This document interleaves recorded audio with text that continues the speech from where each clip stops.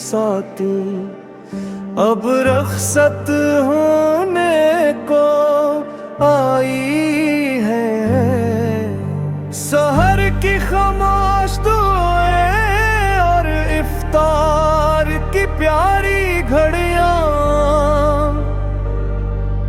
دل میں یادیں بن کر رہ جائیں گی،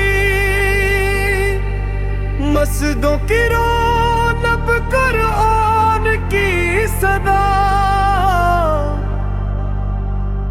آنکھوں میں آنسو لبوں پر دعا، یا رب وہ لمحے پھر عطا کرنا جب دل تیرا ذکر سنیں گے۔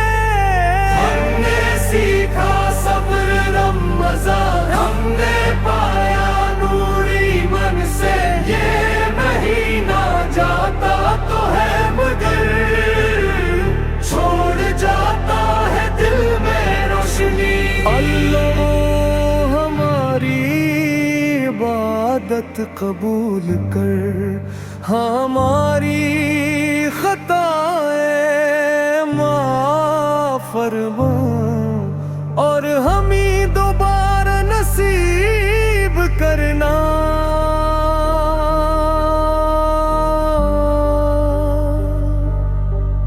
رمضان کی وہ پیاری